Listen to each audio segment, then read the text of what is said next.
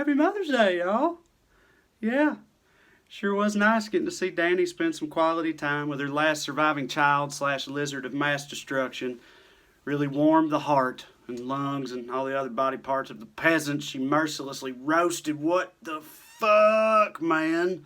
But I'm getting ahead of myself. GoTdam episode 5. Here we go.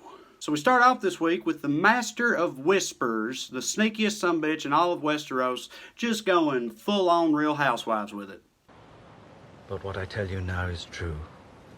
You will rule wisely and well, while she is my queen. Varys ain't even trying to hide all the shit he's talking. He's just publicly discussing treason or whatever like it's no big deal. Like, dude, I halfway expected his next scene to be him talking to Grey Worm right in front of Dany, just like, "Sup, Varys, I don't know if you remember or not, but I don't have a dick either, so I totally get it. But anyway, I was just wondering, have you ever thought about, you know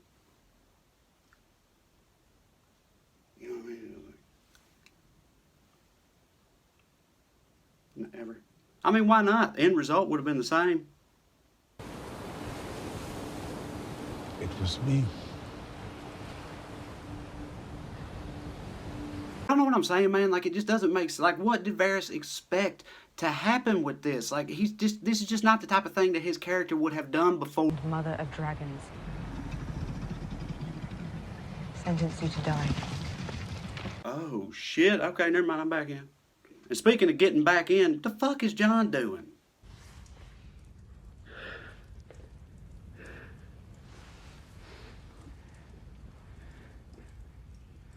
My man could have used the dick in the north to solve everything right then and there, but no, apparently it's just too weird for him. Are you shitting me, Jon? Look, at the risk of sounding like some of my more regrettable ancestors here, quit being a pussy and fuck your aunt, boy. Goddamn. But he wouldn't do it, and now she's pissed. Not half as pissed as she'd be as she find out what Tyrion does. Escape. The two of you together. Okay, see, this is another one, y'all. Why would Tyrion, does he not realize how insanely stupid of a thing this is for him to be doing? Like, why would he ever do... You were the only one who didn't treat me like a monster. You were all I had.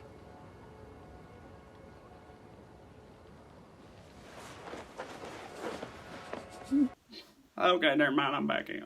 But I'm going to go ahead and tell y'all, it's going to be hard for me to talk about Jaime's story, man. I mean, like, first of all, in this same scene, he tells Tyrion he never cared about the innocents, but ain't that how he became the Kingslayer in the first place? I just don't... And I'll get to all the shit with him and Cersei later, but first, on a lighter side note, when this happened...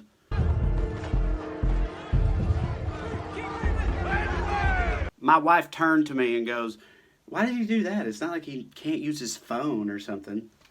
What? Well, why did you take gloves off? And speaking of taking the gloves off, boy, Dany and Drogon sure as hell left their fuck around pants at home this week.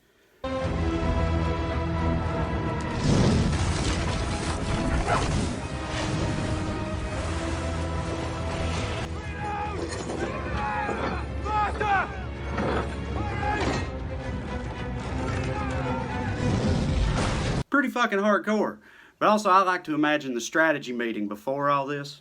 Okay, so like, you know how Captain Hepatitis used that one mega crossbow to kill my other dragon from really far away, like pretty easily? Yeah. And how I flew right at him on Drogon and they all barely missed and I narrowly escaped? Uh-huh. And how for this battle there's like twice as many crossbows and they're on the sea and the land and they're all actively watching the skies waiting on me to show up? Right. Yeah, well, so I was thinking, I'll just fucking explode those stupid things. Right? Well, but, I don't know, aren't you worried that while you're busy exploding some of them, the other ones will shoot and kill your last remaining dragon? Nope. Okay, alright, well, so what do you want us to do on the ground, then? Oh, I'm glad you asked. I want you to take your army, the Unsullied, and the Dothraki, and go... Wait, I'm sorry, Dothraki? We still have Dothraki? I thought they all died when they got overly excited for their new murder candles and rode into the zombie woods. Well, yeah, most of them did, but I always keep a spare marauding horde of horsemen around. That's like Chapter 1 Conqueror stuff. Okay, okay, sorry, I don't know, I feel like I kind of been misled about what we're up against here. Like, I just feel like I've sort of been under the impression this was going to be like a real test of our resolve, but now, I don't know, now it's seeming like it's gonna be like, I don't like, really fucking easy. But, I mean, you know, that's great. I mean, this way we could take the city with almost no civilian casualties. Look, it definitely felt like it was too much, too fast, but overall, I'm totally cool with the whole Mad Queen thing, if for no other reason than I like thinking about all the super white people out there who have to figure out what they're going to call Khaleesi the Maltipoo after this. Plus, we still don't truly know how her story ends until next week, which is obviously not true for all of our main characters. Sir Gregor, I command you. Obey your queen, Sir Gregor. Oh shit, it's about to happen, y'all. But hold on, wait, they really gonna fight in this staircase? That ain't what? I don't know. This should be a fucking cage match with a bunch of different weapons and like people watching and cheering. This shit should be wild. You need these big boys need some room to move around. Like who decided to stage this right here? I don't know about all that. Oh shit! Okay, all right, I'm in.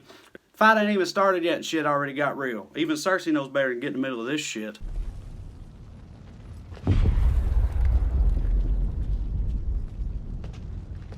I'm just gonna. But all in all, as far as the Hound goes, I couldn't have picked a better end, which brings me back to Jaime.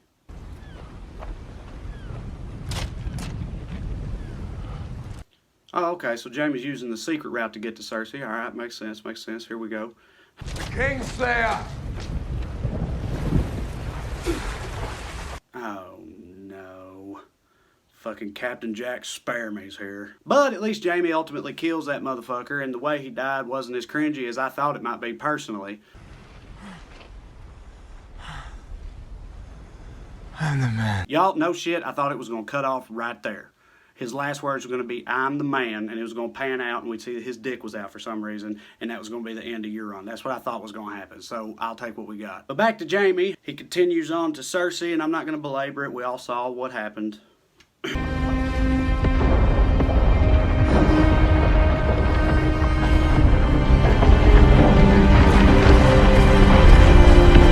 Y'all, I mean, fuck, man. So, I mean, evidently he really was just trying to get back to her because he loved her and all that. But, I mean, what? So what's his whole storyline up until this point been about then? What? I don't get it. Dude, to me, this would be like if in the Harry Potter movies, after all the shit that happened with him at the end, Snape just went back to Voldemort and, like, gave him a little one-way Eskimo kiss. And then they both got hit by a fucking bus or some shit. I don't know. I ain't with it.